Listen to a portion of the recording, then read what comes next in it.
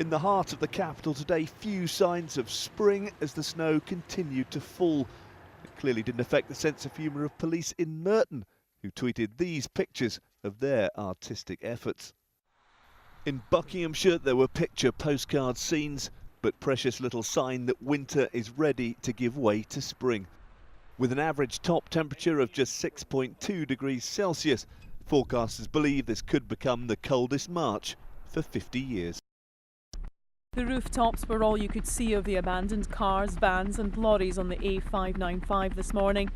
74 people were rescued in blizzard conditions late last night. Some had been stuck for over 8 hours. Among them commuters, delivery drivers and a bus full of tourists. Diggers of all sizes were deployed to help with the dig-out operation. These actually are so deep, they do get deep. The Bay Search and Rescue Squad had been planning for a bushfire exercise today. Instead, we joined them as they battled their way through a wall of snow. We had to actually dig down to the cars to get the people out of them, and on one or two of the cars we're actually so deep you couldn't see them. The snowmobile we drive, it doesn't have very much ground pressure, so it rides on top of the snow, and in some cases we were higher than the car that we were digging out, so in effect we're sort of 5 foot above them at that point to start digging down. You ever seen anything like this? How bad is this? It's very bad by anybody's standards. It came on very, very quickly, and I don't think anybody's really seen anything like this. It's not put an awful lot of snow down, but as you can see now, it's the way it's been blown around. Metre by metre, a snowplough and a digger worked to clear the 5-mile stretch between Selcroft and Bootle, where many houses were without power and running short of fuel. These 4x4s were carrying emergency gas canisters for a nursing home.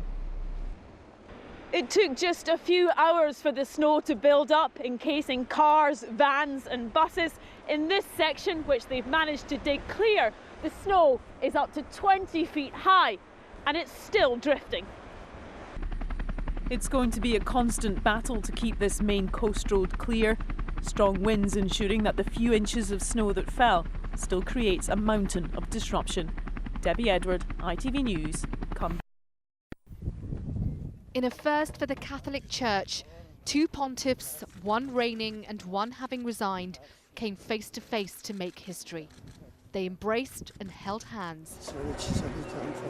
In a meeting that would have been unthinkable just a few months ago, the first such encounter in more than 600 years. Inside the cliff-top castle outside Rome, where the ex-Pope Benedict is staying, the pair made their way inside the chapel to pray.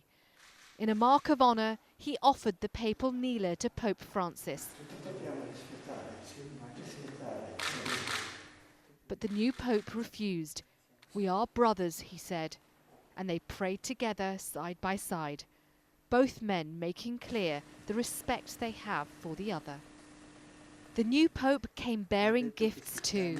La Madonna dell'Umiltà. A painting called the Madonna. "I thought of you," Francis told Benedict.